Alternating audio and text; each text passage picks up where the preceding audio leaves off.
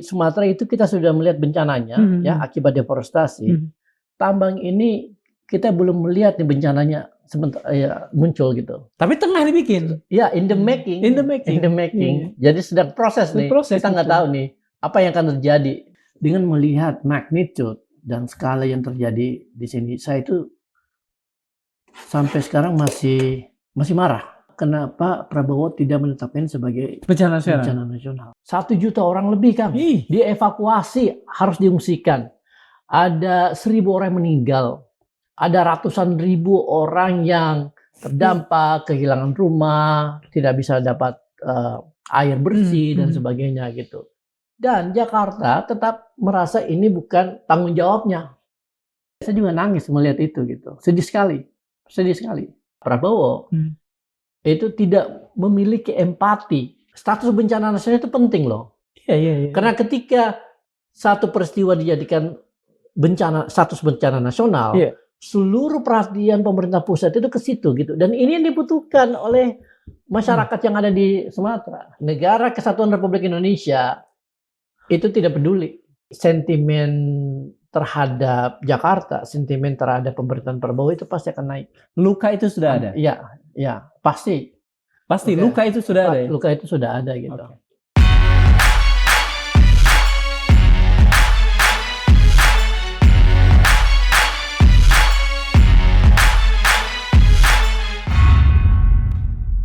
Bismillahirrahmanirrahim. Assalamualaikum warahmatullahi wabarakatuh. Sobat Madialog, untuk bencana banjir bandang yang melanda Sumatera Barat, Sumatera Utara, dan Aceh yang mengubur ribuan orang, yang membuat sekian ratus ribu rumah terhanyutkan, yang membuat orang-orang kehilangan kampung, bahkan saudara-saudaranya. Kita diminta untuk menyebutnya sebagai bencana alam, sebagai musibah alam. Padahal warga di sana bersaksi, ada bukit yang digunduli, ada sungai-sungai yang kian menyempit, dan izin penggundulan itu datang dari Jakarta. Karena itu pada Madialog kali ini kita tidak hanya akan berbicara tentang bencana alam, tentang bencananya, tetapi kita akan mencoba melihat persoalan ini dari sisi sosiologi bencana bersama seseorang yang telah lama menggeluti sosiologi bencana, yakni Profesor Zulfikar Amir. Selamat datang, Prof. Terima kasih sekali sudah diundang sekali lagi. Ketemu lagi ya. Alhamdulillah dalam perjalanan bolak-balik Singapura, Indonesia ya. Begitu menyedihkan, tapi kita harus bicara soal ini. Betul. Prof, kalau ada semacam pengkondisian yang memaksa kita untuk mengatakan ini sebuah bencana alam. Profesor sendiri percaya bahwa ini betul-betul sejati bencana alam atau justru sebetulnya sebuah kejahatan ekologis yang dilakukan negara dan korporasi swasta? Ya, Kang Darso. Ya, kita semua sedang berduka ada ribuan orang yang meninggal di Sumatera sana dan hampir 1 juta atau bahkan lebih dari 1 juta orang yang harus diungsikan gitu, akibat kerusakan yang terjadi di sana gitu. Nah, sebagai orang yang mempelajari bencana selama hampir 10 tahun, ya ada beberapa hal yang ingin saya tekankan di sini untuk memahami apa yang sedang terjadi di Sumatera, ya khususnya di Sumatera Utara, Aceh, dan 3 provinsi Barat, ini. 3 provinsi ya. Kalau kita lihat bencana, ada 2 hal yang perlu kita pahami. Pertama, yang namanya bencana itu selalu peristiwa sosial. Oke. Ya, dia adalah peristiwa yang melibatkan berbagai dimensi sosial. Dan ketika bencana terjadi, definisi bencana itu muncul dari disrupsi pada sistem sosial. Ya. Yang kedua adalah bahwa bencana itu tidak ujuk-ujuk terjadi, Kang. Iya, betul. Ya. Karena dia ada peristiwa sosial, ada satu proses yang mendahulunya dan kemudian mengekspos orang-orang yang berada di satu lingkungan terhadap hazard atau mara bahaya dan datang secara tiba-tiba. Jadi tidak ada proses yang terjadi secara serta-merta ketika sebuah peristiwa yang merusak infrastruktur sosial, yang merusak kehidupan sosial, dan kemudian akhirnya menjadikan manusia-manusia yang tidak bersalah menjadi korban dari peristiwa tersebut gitu. Nah, tentu kita harus melihat dari berbagai perspektif. Tetapi ketika kita berawal dari satu pemahaman bahwa bencana itu adalah peristiwa sosial, maka kita harus melihat apa-apa saja yang terjadi jauh sebelum siklon itu datang di atas langit Sumatera dan kemudian mengirim hujan yang begitu besar jumlahnya, volumenya, dan akhirnya menghancurkan ekosistem di mana ada jutaan manusia yang tinggal di sana gitu. Tentu dalam skala yang sangat makro, kita bisa bilang bahwa siklon ini sendiri sebenarnya bukan sesuatu peristiwa yang alamiah sepenuhnya gitu. Ya kan, di dalam di dalam ilmu tentang bencana kita mengenal satu istilah disebut sebagai Anthropocene. Ini adalah era Anthropocene.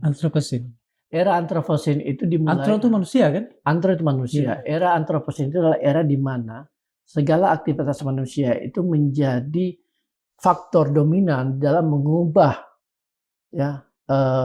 karakter dari ekosistem di mana kita berada, ya kan.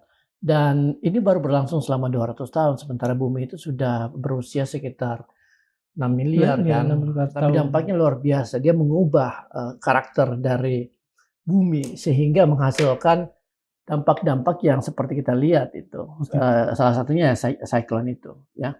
Jadi ini skala besar sebenarnya. Dengan era Anthropocene ini bisa kita katakan bahwa sebagian besar apapun yang terjadi di dunia selama 200 tahun terakhir itu lebih dominan disebabkan manusia, begitu? Betul sekali. Jadi industrialisasi, pengurukan sumber daya alam yang berlebihan, lalu kemudian penciptaan material-material baru yang mengubah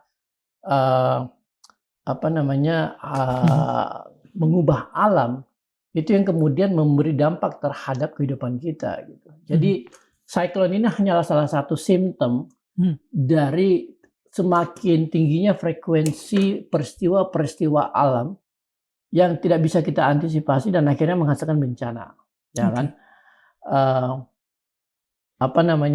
Jadi volume dan karakteristik dari permukaan bumi itu juga berubah karena aktivitas manusia selama 200 tahun terakhir, gitu kan? Termasuk tentunya perubahan iklim.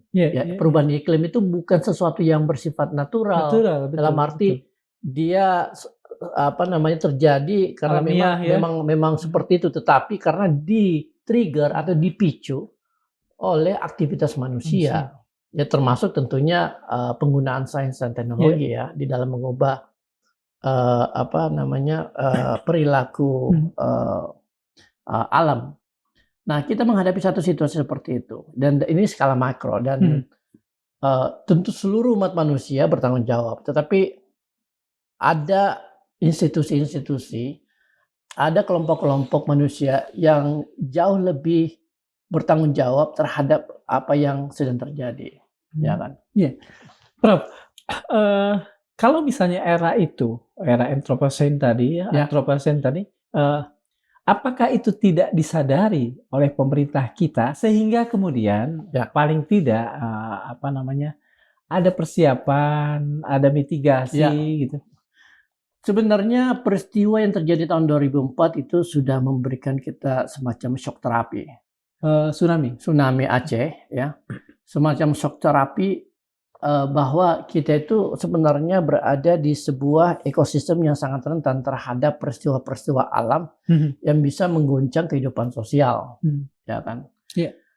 Dan kita belajar dari pengalaman itu, alhamdulillah, ya kan? Dan itu terbukti dengan keluarnya Undang-Undang tahun 2007 tentang kebencanaan.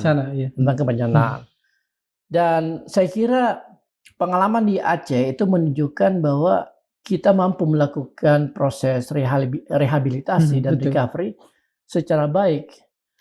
Kebetulan saya sudah mempelajari apa yang terjadi di Aceh, dan Aceh itu adalah satu wilayah yang mengalami bencana dengan sangat dahsyat, yang sangat jarang ditemui di tempat-tempat lain, dan bahwa Indonesia itu dianggap sebagai salah satu negara yang cukup berhasil Saat itu. cukup berhasil Oh di iya, saya dalam pernah membaca menangani itu. PBB waktu itu memberikan penghargaan juga Iya. pada Pak Kuntoro ya. Betul sekali. Dan Indonesia diberi penghargaan Iya. tentang itu ya. Indonesia menjadi contoh Iya. dari proses penanganan pasca bencana dengan sangat baik gitu. Dan 2007 kita punya undang-undang dan kemudian lahirlah BNPB ya. Dan kemudian struktur di bawahnya BPBD dan sebagainya gitu. Jadi sebenarnya dari pengalaman Aceh kita sudah belajar banyak dan sudah membangun satu sistem mitigasi bencana yang baik. Jadi ada infrastrukturnya, ada kepakarannya, ya kan, ada sumber daya kelembagaannya. Dan ini udah bagus sebenarnya. Tetapi kemudian sayangnya kepekaan terhadap resiko bencana yang sangat tinggi itu tidak dibarengi dengan perubahan paradigma dalam pembangunan, khususnya 10 tahun terakhir. Ya kan? Bahwa perubahan perubahan iklim itu terjadi dalam skala global, tentu ada hal-hal yang tidak bisa kita kontrol. Ya kan? China, Amerika Serikat itu punya kontribusi besar di dalam mendorong perubahan iklim dengan sangat masif, belum lagi negara-negara Eropa, ya kan? Jadi mungkin Indonesia sedikit, walaupun Indonesia memiliki hutan tropis yang begitu besar dan Indonesia diharapkan bisa menjaga ini. Tetapi ternyata 10 tahun terakhir kita bisa melihat bagaimana deforestasi itu berlangsung secara sangat masif. Deforestasi ini tentunya tidak dimulai dari Pak Jokowi, ya kan? Waktu zamannya Pak SBY juga itu sudah mulai berlangsung dan justru itu menjadi salah satu sumber pertumbuhan ekonomi yang diandalkan oleh pemerintahan Pak SBY. Dan kenapa dan itulah ya yang menjadi alasan kenapa Pak SBY perekonomian Indonesia di zamannya SBY itu bisa naik sampai hampir 7% gitu kan. Tapi kemudian pertumbuhan ekonomi kita turun dan Jokowi tidak belajar dari itu, jadi dia tetap mendorong deforestasi itu gitu. Walaupun tentu ada volume atau angka yang sedikit menurun ya, tetapi ada beberapa event di mana Pak Jokowi sendiri itu menekankan bahwa dia akan melakukan apa saja supaya pemilik modal yang ingin kalimatnya kalau nggak salah begini. Apa tuh? Berapapun tanah diperlukan, betul sekali. Kami akan menyediakan apalah. Betul sekali. Nah, itu adalah kata-kata yang menurut saya sangat brutal secara ekologis, kan? Dia menganggap bahwa alam dan hutan ini itu punya dia gitu. Ya kan? Dan dia mau menjual. Gak ingat anak cucu dia. Betul sekali. Dia mau menjual berapapun, ya kan? Agar ekonomi Indonesia itu bisa tumbuh sesuai dengan targetnya gitu. Tapi kemudian dampaknya itu tidak dipikirkan sama dia gitu. Jadi ada semacam pelanggaran etika dan absennya moralitas dalam pernyataan Pak Jokowi ketika mengatakan statement itu. Gitu. Dan ini juga diperkuat oleh Menteri KLH-nya pada saat itu. Ya kan, dia mengatakan bahwa siapa waktu itu, Prof? Siti Nurbaya. Ibu Siti Nurbaya. Yang mengatakan bahwa deforestasi seharusnya tidak menjadi penghambat pertumbuhan ekonomi. Gitu. Deforestasi seharusnya tidak menjadi penghambat pertumbuhan ekonomi. Artinya, kalau misalnya kita mau mengejar pertumbuhan ekonomi dengan membabat habis hutan, ya udah, itu yang harus kita lakukan gitu. Nah, paradigma abusive seperti inilah yang kemudian menciptakan satu kondisi yang berakar pada kerentanan alam di mana masyarakat yang ada di Sumatera itu tinggal gitu. Pak Prabowo kemarin bilang bahwa hal-hal seperti itu adalah serakah nomik. Artinya negara pada saat-saat itu, pada saat Pak Jokowi, pada saat Ibu Siti Nurbaya memberi contoh soal serakah nomik itu. Oh iya, betul sekali. Jadi kata-kata yang diucapkan oleh Pak Jokowi yang kemudian diperkuat oleh pernyataan dari Ibu Siti Nurbaya itu adalah menurut saya the embodiment atau sebuah manifestasi dari serakonomics yang digunakan oleh Pak Prabowo. Nah, serakonomiknya di satu sisi. Di sisi lain tadi Prof mengatakan ketika SBY bisa mencetak 6-7% growth, Ya. Pak Jokowi hanya mampu 5%. Kemana ini uang-uangnya kalau gitu? Nah, itu dia yang jadi pertanyaan kan. Ya mungkin ada faktor ekonomi global juga. Ketika harga komoditas turun, demand-nya juga sedikit berkurang, ya kan akibat beberapa krisis gitu. Sehingga Indonesia juga terdampak dari menurunnya permintaan global. Tetapi itu tidak menjadi faktor yang membuat Jokowi bisa lebih sadar bahwa kayak saya tidak bisa mengandalkan pada sumber daya alam nih. Karena ternyata di satu sisi dia membabat hutan, di sisi lain dia menggali. Iya, tambang. Mendorong, dan ini tambang ini, ya sektor tambang ini itu adalah apa yang saya sebut sebagai disaster in the making. Disaster in the making. Oh. Ya. Jadi bencana yang dibikin ya? Ya, jadi kalau di Sumatera itu kita sudah melihat bencananya ya akibat deforestasi. Tambang ini kita belum melihat nih bencananya muncul gitu. Tapi tengah dibikin. Ya, in the making. In the making. In the making. Jadi sedang proses nih. Kita nggak tahu nih apa yang akan terjadi gitu. Karena yang namanya pengurukan sumber daya alam itu pasti menghasilkan satu dinamika yang berdampak pada masyarakat gitu kan. Alam ini kan tidak diam kan ya. Iya. Iya kan, kalau misalnya kita melakukan sesuatu dia akan merespon. Betul. Bahkan gitu. Kalau kaum sufi kan mengatakan bahwa alam itu punya nyawa dan jiwanya sendiri. Betul sekali. Jadi ketika pohon-pohon di hutan kita babat habis, alam akan memberi teguran, ya kan? Ketika tanah-tanah digali sedemikian rakus, ya, alam yang ada di sekitar situ juga akan merespon gitu. Ya, dan kita belum tahu kira-kira resiko bencana apa yang akan kita hadapi. Nah, itulah yang jadi pertanyaan besar sekarang. Apa yang terjadi di Sumatera, ya dengan skala dan magnitude seperti itu, dapat terjadi di daerah-daerah lain, di Kalimantan, Papua, ya. Di Papua, betul, di Maluku, ya kan, di Sulawesi, gitu. Jadi ini adalah sebuah konsekuensi dari perilaku pemerintahan atau rejim kekuasaan yang didorong oleh nafsu ekonomi yang semata-mata melihat sumber daya alam sebagai sesuatu yang bisa mereka jual sebanyak mungkin gitu. Ya istilahnya ya ekonomi ekstraktif. Ya kan. Sementara gini, seingat saya ketika saya belajar di SMA bahkan, ekonomi ekstraktif itu adalah ekonomi purba. Betul sekali. Orang-orang purba kan juga ekstraktif. Ya, mereka cuma bisa mengambil, memakan gitu. Tidak lebih, tidak memproduksi secara produktif. Betul sekali. Itu artinya di zaman modern di milenium ketiga, Indonesia itu masih melakukan ekonomi purba. Betul. Ya, ekonomi purba atau ekonomi primitif ya. Ini model ekonomi purba yang masih berlangsung. Cuma bedanya orang purba itu ketika melakukan ekstraksi sumber daya alam ada batasnya gitu kan. Iya. Ya mereka misalnya potong pohon ya kan dipakai, ya udah selesai gitu. Nah, ini ekonomi ekstraktifnya pemerintah Indonesia zamannya Jokowi hampir tidak ada batasnya, Kang. Hajar saja gitu. Jadi hutan dibabat habis sampai berapa? 12 juta hektar, ya kan?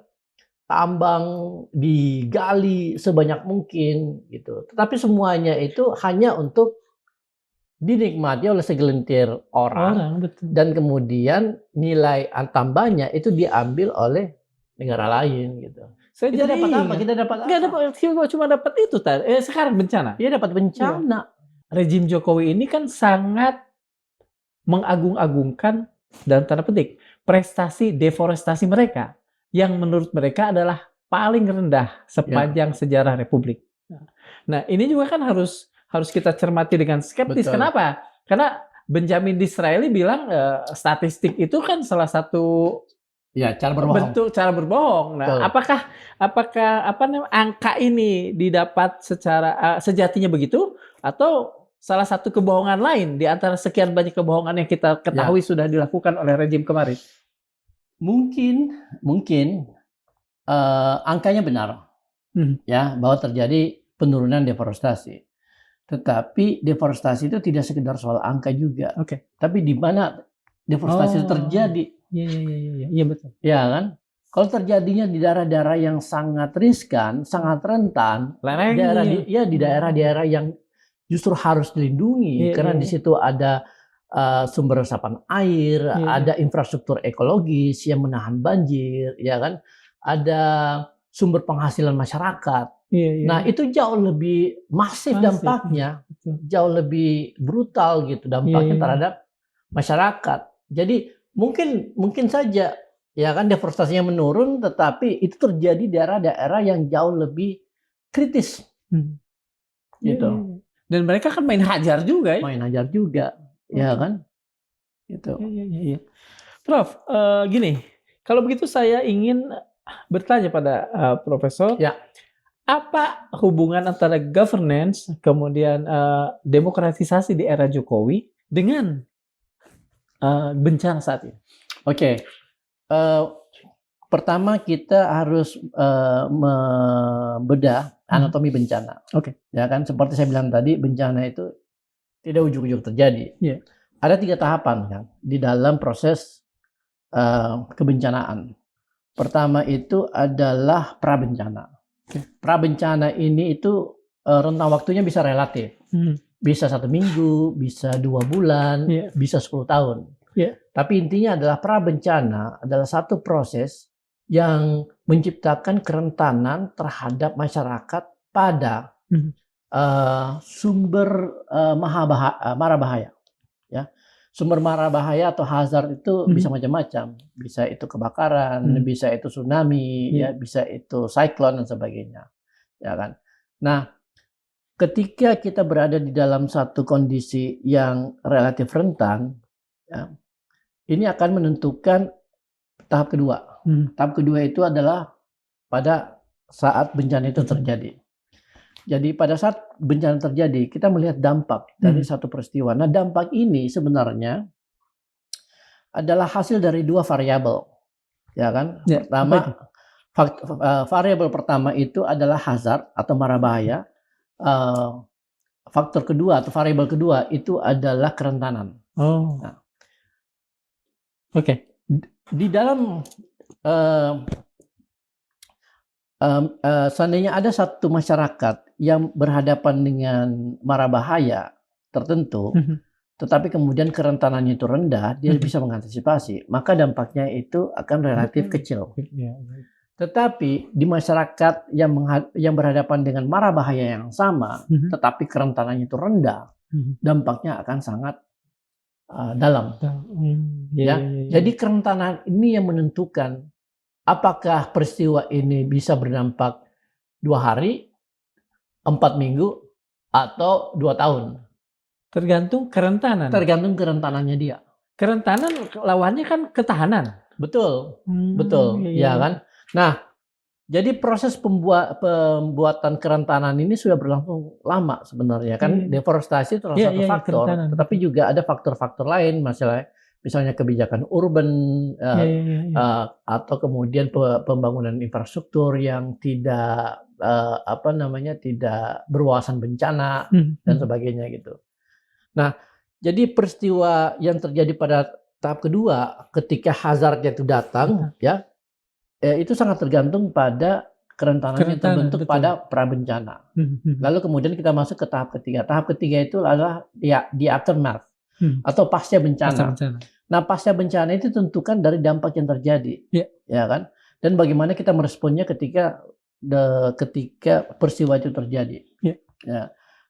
Ada peristiwa bencana yang yang masa pascanya itu bisa berlangsung lama sekali. Tergantung jenis bencananya juga, ya kan?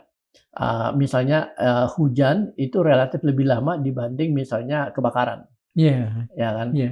Nah, apa yang kita lihat di Sumatera ini, dalam kekhawatiran saya itu akan memiliki masa pasca bencana yang lama Yang sekali. lama. Apalagi hujan masih ini kan juga ya? Betul. Kita belum masuk masa pasca loh. Iya. Ini masih berlangsung. Masih Iya, berlangsung. Iya. Kita masih melihat masyarakat di sana itu masih terdampak oleh banjir bandang, lalu kemudian longsor dan sebagainya. Ini masih berlangsung nih. Jadi yang kita lakukan sekarang itu mestinya baru menolong, memberi bantuan kepada mereka yang terdampak, ya, memitigasi atau mengurangi dampak. Kita belum masuk masa pasca bencana tadi. Kalau misalnya hujannya sudah reda, banjirnya sudah berhenti, baru kemudian kita masuk masa pasca bencana, dan masa pasca bencana inilah yang butuh sumber daya yang jauh lebih besar. Ya karena kita harus membangun rumah, lalu infrastruktur juga, gedung-gedung, listrik, jembatan dan sebagainya gitu. Dan ini butuh waktu lama dan dampaknya juga sangat dalam karena biasanya pasca bencana seperti banjir ini itu kan menghasilkan penyakit. Iya betul, kolera. Ya kan, penyakit tidak hanya penyakit biologis, tetapi juga penyakit sosial. Orang menjadi miskin, ya kan, kehilangan harapan juga, iya kan. Lalu kemudian tingkat kejahatan naik, gitu. Jadi banyak hal yang harus kita persiapkan, tidak hanya pada saat sekarang, tetapi juga pasca bencana. Dan karena itu, dengan melihat magnitude dan skala yang terjadi di sini, saya itu sampai sekarang masih masih marah. Marah. Kenapa Prabowo tidak menetapkan sebagai bencana nasional? Mengapa Pak Prabowo Presiden tidak segera menetapkan? Bahkan banyak orang yang mengatakan beliau lamban lah. Mengapa tidak segera menetapkan ini sebagai bencana nasional? Dalam amatan saya, seminggu setelah kejadian itu mestinya sudah mendapatkan status bencana nasional. Ini udah 3 minggu. Iya. Ya kan? Apakah itu artinya, Presiden memandang persoalan underestimate? Artinya apa? Bukan underestimate ya? Meremehkan. Gitu. Apa ada kesan seperti itu? Ya, saya setuju dengan kesan seperti itu ya. Jadi setidaknya ada 3 alasan kenapa katanya Prabowo tidak ingin menetapkan bencana di Sumatera sebagai bencana nasional. Pertama terkait dengan bantuan luar negeri. Ketika kita menetapkan bencana nasional, lalu kemudian kita membuka pintu untuk bantuan luar negeri. Mengapa? Ada faktor keamanan nasional katanya. Ini dari Tempo yang saya dapat dari Tempo. Yang kedua terkait dengan masalah budget. Kita tahu BNPB itu adalah lembaga penanganan bencana ya yang sudah lama berdiri. Dan tahun ini itu kena dampak dari efisiensi. Jadi mereka kena potongan 43% kan. Dari 1,4 triliun sekarang sekitar 600 miliar.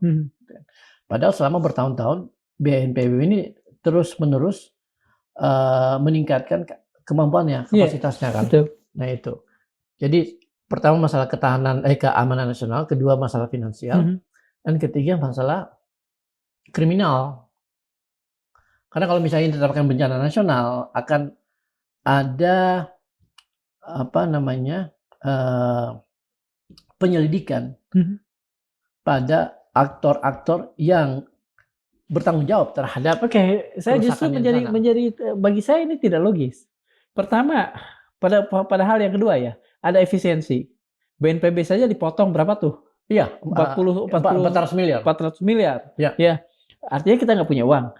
Tetapi kita tidak kesan ya, dengan tidak menjadikan ini bencana nasional, kita seolah menutup pintu terhadap bantuan asing, satu. Betul. Yang kedua, yang tadi soal kejahatan ya. Ya. Ini bagi saya tidak masuk akal. Nah, kalau misalnya ini tidak diberlakukan, tetapi ada respon yang cukup cepat, sigap dan sebagainya. Nah, Prof melihat nggak? ketika ini tidak diberlakukan, pemerintah masih tetap sigap untuk menolong. Kayaknya di kepala saya tidak. Saya belum sempat ke Sumatera, belum sempat ke daerah yang terdampak pada bencana, tetapi dari informasi yang saya dapat, dari video-video yang muncul di berbagai platform, bisa saya katakan bahwa apa yang sedang berlangsung di sana itu adalah fail state. Negara gagal, kan? Iya. Negara gagal. Ketika ada 1 juta orang lebih, kan, dievakuasi, harus diungsikan. Ada 1.000 orang yang meninggal. Ada ratusan ribu orang yang terdampak, kehilangan rumah, tidak bisa dapat air bersih dan sebagainya gitu. Dan Jakarta tetap merasa ini bukan tanggung jawabnya. Pemerintahan di Jakarta merasa ini belum menjadi tanggung jawabnya. Itu kalau dalam teori yang sangat kuno soal kontrak sosial. Ya. Ngapain warga negara masih terikat kontrak dengan negaranya? Exactly, betul sekali. Iya. Ngapain ada negara ini? Ngapain ada negara ini? Kalau misalnya masyarakat. Ngapain gua jadi warga negara ini gitu kasarnya bahkan. Betul sekali. Betul. Ketika gue dalam kondisi seperti ini, negara tidak hadir, tidak memberikan bantuan. Betul sekali. Sementara gue dipajakin. Betul. Ya.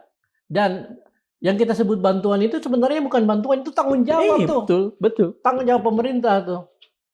Ya kan? Gini, apakah dalam ilmu profesor, dalam pengalaman profesor, melihat bahwa apa yang dilakukan presiden ini sebuah main-main, ketidakhati-hatian, atau ya tadi memandang remeh persoalan tapi terlalu ngeri lah ya, memandang remehnya, main-main dengan maaf nyawa, kan? Betul sekali.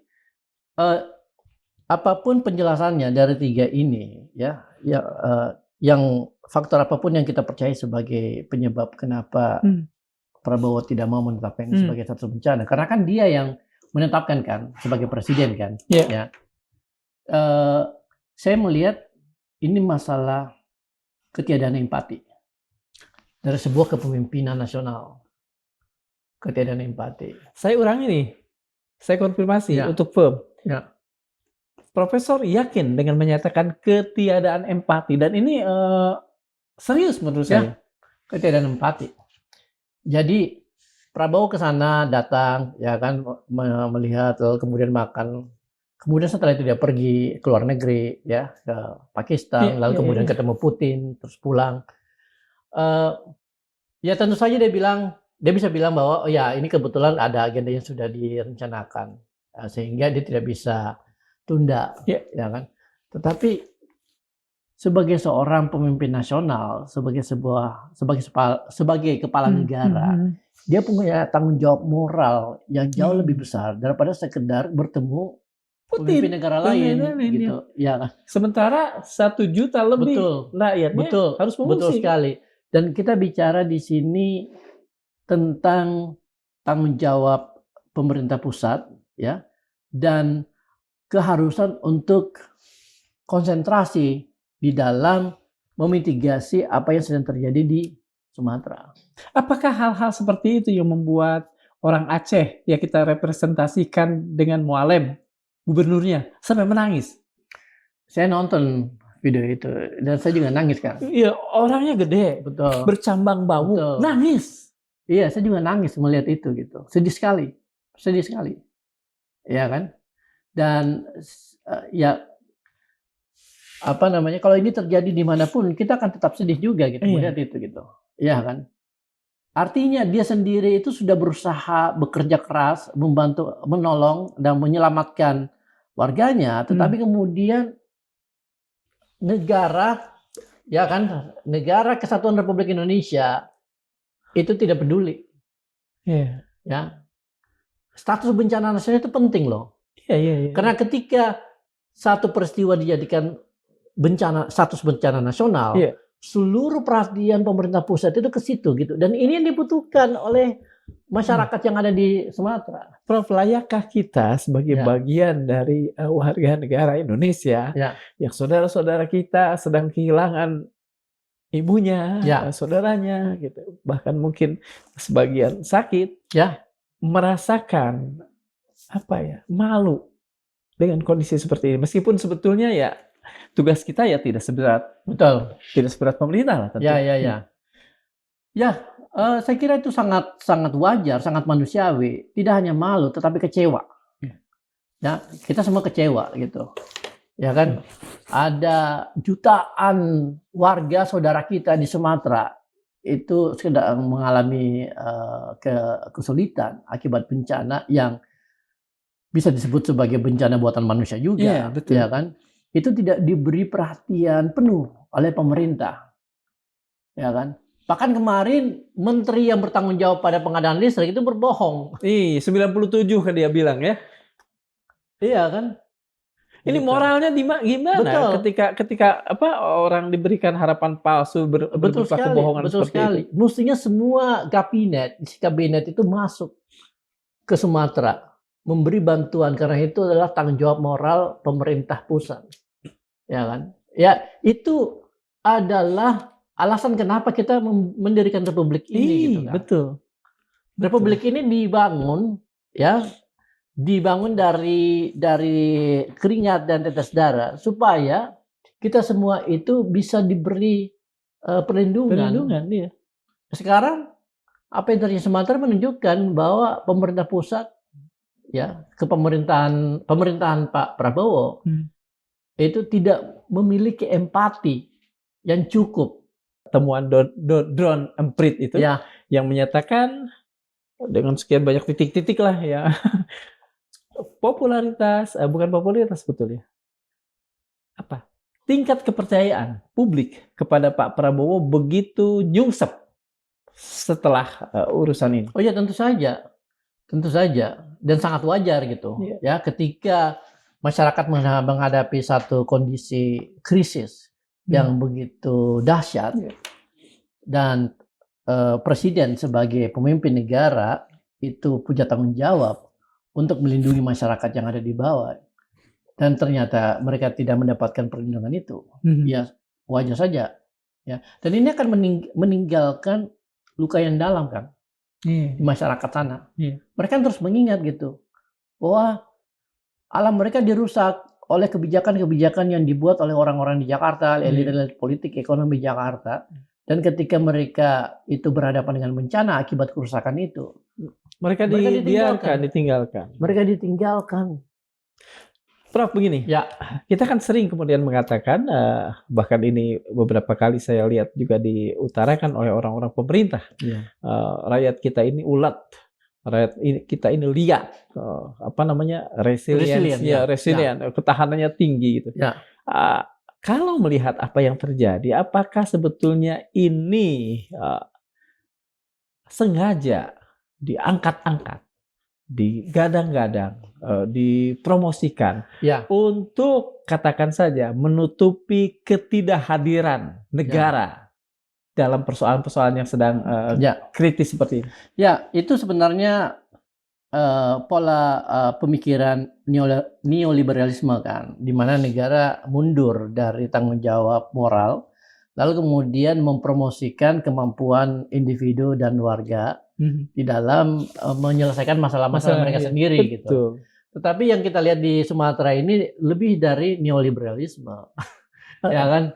Lebih dari sekedar pemikiran neoliberalisme, tetapi sebuah pemikiran yang seperti saya bilang tadi, empati, ya kan? Dan ketika melihat kondisi kayak gitu, ya warga hanya melihat diri mereka sebagai orang yang mampu menolong. Makanya karena tidak ada lagi orang yang diharapkan. Siapa yang mau kita harapkan, ya kan? Ya, pejabat yang seperti itu berbohong, ya kan? Lalu kemudian sumber dayanya juga sedikit demi sedikit aja yang disalurkan gitu. Sementara ada program lain itu menghabiskan sumber daya dan uang negara begitu besar. Kan udah ada tuh ini usulan agar mungkin 3 pekan atau sebulan MBG diberhentikan dan dananya untuk ini. Apakah sudah ada respon dari pemerintah tuh, Prof? Sebenarnya Prabowo tidak perlu diberitahu kalau misalnya dia punya empati. Begitu 1 minggu kejadian dan begitu kita bisa melihat bahwa resikonya ini begitu besar dan Dan dari situ sebenarnya kita bisa memprediksi berapa banyak jumlah korban yang akan terdampak. Presiden mestinya sudah mengambil keputusan. Oh, ini bencana nasional, ya kan? Kita hentikan program-program yang lain, kita alirkan sumber daya untuk menolong ya saudara-saudara kita yang ada di Sumatera gitu. Mestinya seperti itu. Ahli kepakaran bencana, ya ahli atau pakar-pakar bencana itu sebenarnya udah bisa memprediksi dari awal. Ketika 1 minggu terjadi, oh ternyata ada eskalasi, ya. Mereka sudah bisa memprediksi kira-kira berapa banyak nih orang yang terkena. Dan dari sini sebelum ini kejadian sebenarnya, dari sini sebenarnya presiden sudah bisa mengambil keputusan. Oh ini bencana nasional supaya ini itu tidak terjadi, ini bisa berkurang gitu. Iya, betul. Tapi sekarang jumlahnya dari 100 orang naik 1000, ya kan? Tetap saja Jakarta tidak menentukan atau tidak menetapkan bencana Sumatera sebagai bencana nasional gitu. Kalau begitu kira-kira nanti akan dibagaimanakan? Kalau Jakarta terkesan cuci tangan, sementara kita tahu hampir semua bupati di sana juga angkat tangan, give up. Ada salah satu bahkan begitu dia mengatakan give up, dia bahkan umroh. Nggak tahu buat apa di sana. Betul. Nah, saya sendiri nggak berani memprediksi apa yang akan terjadi pasca bencana, ya. Tetapi pasca bencana ini mungkin bisa menjadi semacam momen untuk apa ya, menunjukkan empati pemerintah yang lebih kuat, ya. Walaupun mungkin sudah agak telat ya, karena sudah ada ribuan orang meninggal gitu, ya kan. Tapi pasca bencana ini akan lama, Kang. Jadi saya sendiri nggak bisa berharap. Dan sekarang kita cuma bisa mengandalkan warga di seluruh Indonesia untuk membantu. Dan ada ratusan kelompok-kelompok relawan sekarang yang terjun ke Sumatera. Ya kan, mereka sudah nggak peduli BNPB-nya mau ikut atau tidak, Barnasnya mau ikut atau tidak, mereka sudah nggak peduli, gitu. Ya kan, mau kementeriannya membantu tidak, ya mereka datang. Prof, tadi Prof menyebut BNPB, apa deh, Cimi? Correct me if I'm wrong. Ya. Kalau saya tidak salah, pada beberapa saat setelah kejadian, setelah bencana, kepala BNPB itu bilang bahwa sebetulnya persoalannya tidak sebesar di media sosial. Hanya besar di media sosial. Itu menunjukkan apa sih sebetulnya? Ada semacam ignorance atau ketidakpedulian, tetapi juga mungkin juga ada permasalahan informasi di sini. Nah, di dalam penanganan bencana atau di dalam peristiwa bencana, Kang, salah satu faktor yang sangat menentukan di dalam mitigasinya itu adalah informasi. Ada 2 jenis informasi yang harus kita miliki. Ya, pertama informasi tentang apa yang sedang terjadi. Ya. Kedua informasi tentang apa yang harus kita lakukan. Nah, ini mestinya sudah masuk ke masyarakat ketika peristiwa itu berlangsung selama 1 hari pertama, ya kan? Masyarakat sudah harus mendapatkan informasi tentang apa yang sedang terjadi dan apa yang mereka harus lakukan gitu. Nah, sepertinya tidak ada semacam informasi bencana yang masuk ke masyarakat. Bahkan yang namanya peringatan dini pun tidak ada di sana. Coba kita bayangkan ya, ada satu negara yang memiliki resiko bencana salah satu tertinggi di dunia, tetapi tidak memiliki sistem peringatan dini yang memadai. Gitu. Ini kan sangat ironis ya. Betul. Lalu kemudian ini terjadi. Nah, karena tidak ada informasi yang jelas, ya, BNPB pun tidak punya infrastruktur informasi yang valid, sehingga kepala BNPB akhirnya mengambil sikap meremehkan.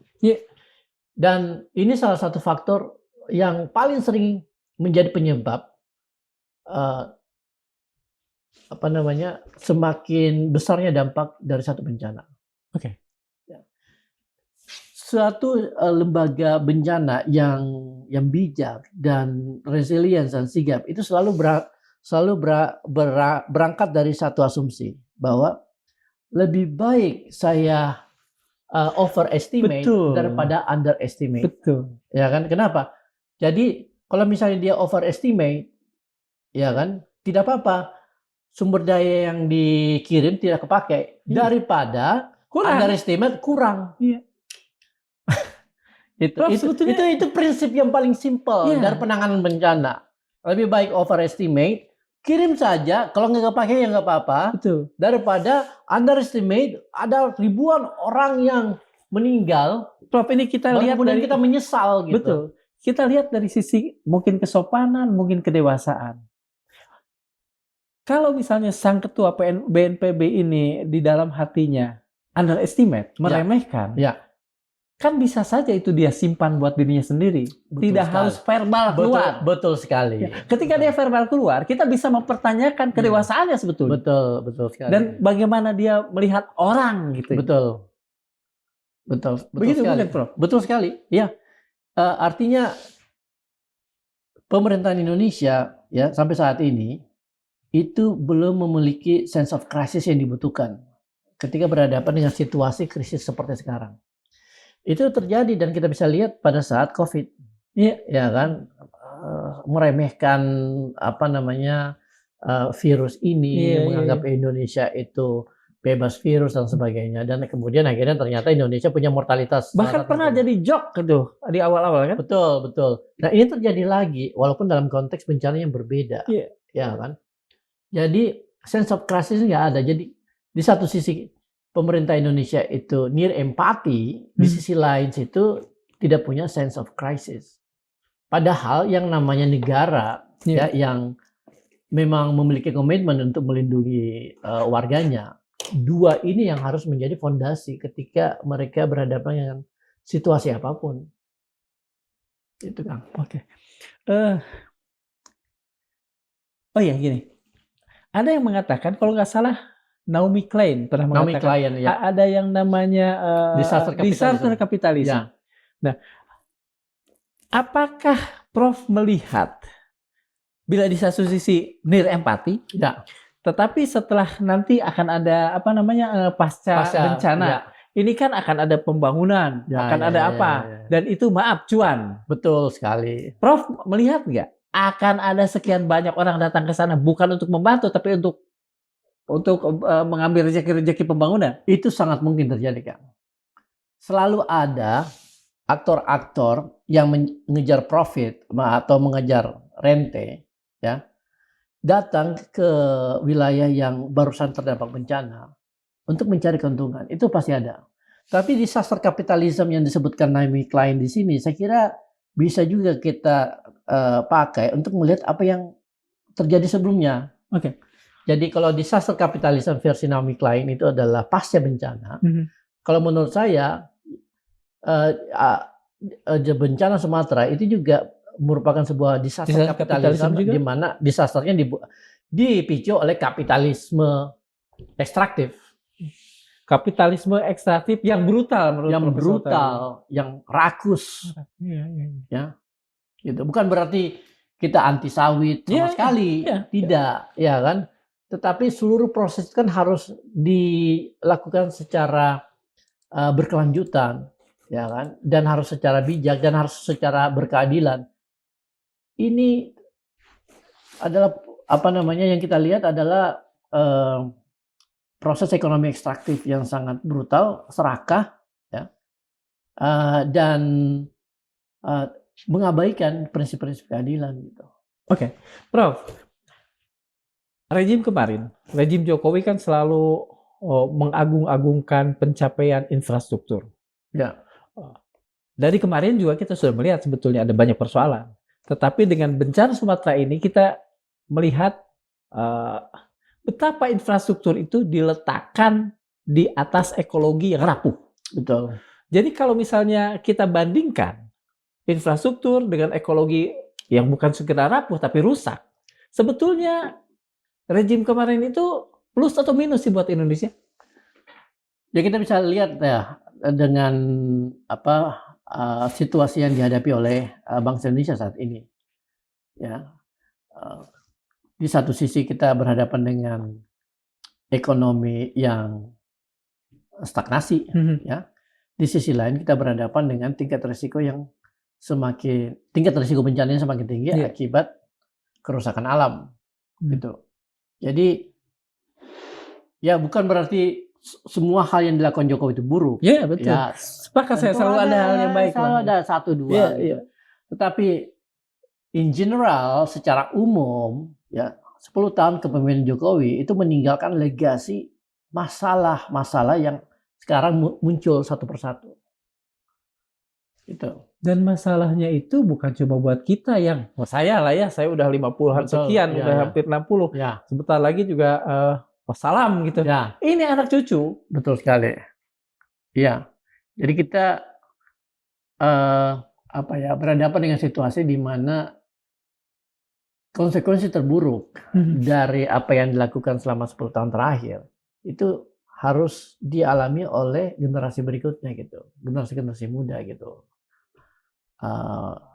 Anak-anak Gen Z, Gen Alpha, ya mereka lah yang akan mewarisi situasi yang kerusakan buruk, ini, ya kan?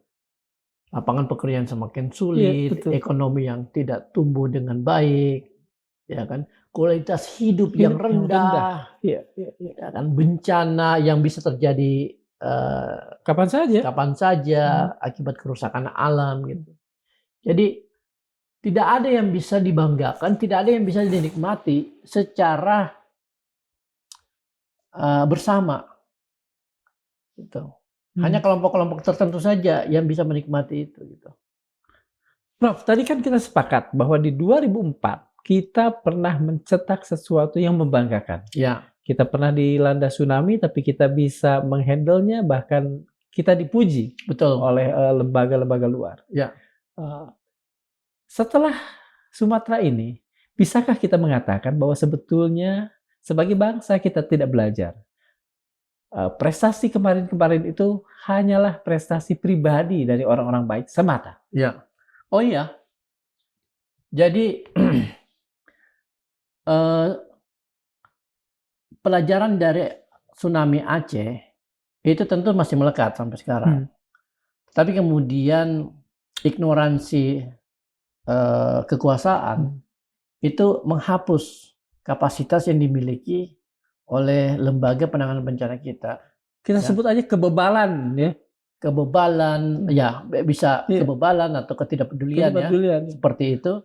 Yang kemudian akhirnya berdampak pada ketidakmampuan negara atau kegagalan negara dalam merespon situasi-situasi krisis seperti yang terjadi di Sumatera. Seperti saya bilang tadi kan, 3 provinsi ini, Aceh, Sumatera Barat, Sumatera Utara, ini sudah mengalami apa yang saya sebut sebagai failed state. Negara gagal. Negara gagal gitu. Dan ya kita tinggal lihat apakah Prabowo mau berubah di dalam melihat permasalahan yang ada di Sumatera. Ya tentu dia punya logika-logika dan kalkulasi-kalkulasi politik, ya. Kalkulasi-kalkulasi politik ekonomi gitu. Yang kemudian mudah-mudahan bisa membuat dia sadar bahwa ini suatu permasalahan yang sangat penting gitu. Prof tadi mengatakan bahwa Presiden Prabowo Subianto punya kalkulasi-kalkulasi sendiri. Ya. Prof bisa menerawang nggak, bisa memasuki cara berpikir beliau sehingga 3 alasan tidak diberlakukannya bencana nasional itu masuk akal? Saya kira Prabowo itu masih terkunci pada obsesi dia di dalam mengejar agenda-agenda pemerintahan dia, ya kan? Kita tahu ada 3 agenda besar kan, yaitu MBG, ya, KMP, sama satu lagi itu korupsi. Pemberantasan korupsi bukan? Ya, ada satu lagi yang terkait dengan bisnis skala yang besar. Pokoknya 3 itulah, ya kan? Jadi dia fokus ke situ dan dia melihat, menurut saya, dia melihat peristiwa di Aceh ini sebagai sebuah batu kerikil yang bentar lagi bisa hilang gitu. menurut saya. Iya. Cuma batu kerikil aja. Sementara dia punya agenda besar nih yang dia kejar. Sementara sebetulnya ini juga persoalan besar yang harus yang membutuhkan prioritas tersendiri kan. Betul sekali. Menurut banyak orang lah paling tidak. Betul sekali gitu. Nah, sejauh mana Prabowo mau belajar dari kesalahan dia selama 3 minggu terakhir? Iya. Itu bisa kita lihat nanti ketika peristiwa bencana ini sudah meredup dan kemudian kita masuk ke proses pasca bencana. Kalau misalnya Prabowo itu bijak dan memang punya empati, maka dia akan membentuk satgas rehabilitasi. Satgas untuk ini, untuk peristiwa di Aceh. Seperti yang terjadi di Aceh, ya kan? Badan Rekonstruksi dan Rehabilitasi BRR itu ya kan. Karena skalanya sebenarnya sama dan bahkan ini lebih besar karena ada 3. Ada yang mencatat bahwa ketika tsunami itu yang kena cuma 8 kabupaten. Tuh. Sekarang yang kena itu 50 kabupaten. Betul sekali. Kalau tsunami itu kan daerah pesisir yang kena terdampak kan. Memang terjadi dalam waktu yang sangat pendek dan jumlah yang meninggal itu masif ya 250.000. Nah, ini kita lihat dampaknya itu di daerah pedalaman di hinterland ya, di mana ada wilayah yang begitu luas yang terdampak gitu. Jadi memang sudah sangat layak kalau misalnya pemerintah pusat itu membentuk satgas rehabilitasi dan rekonstruksi untuk menangani pasca bencana sini. Ini mutlak, Prof. Ini mutlak. Ini harus dilakukan. Kelihatannya ada nggak tanda-tanda remang-remang atau indikasi akan dibikinnya? Saya belum melihat sampai sekarang. Ya kan BNPB masih terfokus pada upaya mitigasi walaupun juga masih setengah-setengah karena belum ada status bencana nasional kan situ kan. Belum ada statement dari kementerian terkait misalnya perumahan. Perumahan mungkin mereka katanya mau bantu. Ya, membantu membangun rumah dan sebagainya. Tetapi menurut saya karena dampaknya begitu masif, pasca bencana ini akan sangat rumit. Sangat rumit dan karena itu harus ada satu satgas khusus yang menangani rekonstruksi dan rehabilitasi di 3 wilayah ini gitu. Apakah ignorance dari pemerintah pusat ini mungkin bisa memantik kembalinya kerinduan kepada GAM atau pada PRRI satu apapun lah disintegrasi? Tentu saja sentimen separatisme itu selalu muncul ya di dalam peristiwa-peristiwa ketika pemerintah pusat itu gagal menunjukkan kepeduliannya gitu, ya kan? Dan tentu saja akan ada kelompok-kelompok yang mengangkat lagi narasi-narasi Aceh Merdeka, Sumatera Barat atau apapun itu ya. Harapan saya dan analisa saya mungkin tidak akan menjadi satu gerakan yang yang terwujud secara masif gitu. Karena kan butuh sumber daya untuk menggalang satu kekuatan. Ketika satu wilayah mau memisahkan diri dari republik ini kan. Tetapi sentimen terhadap Jakarta, sentimen terhadap pemerintahan Prabowo itu pasti akan naik. Luka itu sudah ada? Iya, pasti. Luka itu sudah ada ya? Luka itu sudah ada gitu. Oke. Terima kasih Prof. Mohon maaf kalau kita agak emosional. Oh iya, kita wajar kalau menunjukkan ini ya, perasaan empati yang besar gitu. Ya. Terima kasih, Prof. Sama-sama. Sobat Madilog, kita sering membayangkan bencana sebagai peringatan alam. Tapi yang terjadi di Sumatera bukan sekadar air bah. Ia adalah laporan audit moral dari sebuah rezim. Air hanya mengikuti gravitasi, yang membuatnya berubah menjadi maut adalah izin yang digelar sembarangan. Hutan yang dipreteli tanpa jeda, dan negara yang lebih sibuk membangun citra ketimbang menjaga warganya. Warisan 10 tahun Jokowi menambah luka itu. Di satu sisi, pemerintah mengklaim deforestasi menurun selama 2020-2022, bahkan terendah dalam sejarah. Tapi laporan kritis menunjukkan klaim itu problematis Indikator dipilih-pilih, hilangnya hutan alam dalam kebun industri tidak dihitung, dan secara kumulatif deforestasi tetaplah masif. Semua itu bersinggungan erat dengan politik perizinan ekstraktif, sawit, tambang, hingga proyek food estate. Bencana ini, seperti kata seorang filsuf, bukan sekadar runtuhnya tanah, tapi runtuhnya kepantasan. Dan selama politik kita masih tunduk pada mereka yang memegang kuasa atas kayu, or, dan lahan di Sumatera, Sumatera hanyalah bab pertama. Bab berikutnya tinggal menunggu giliran turunnya hujan selanjutnya. Terima kasih. Assalamualaikum warahmatullahi wabarakatuh. Waalaikumsalam. Terima kasih Kang Andarso. Sama-sama. Aduh.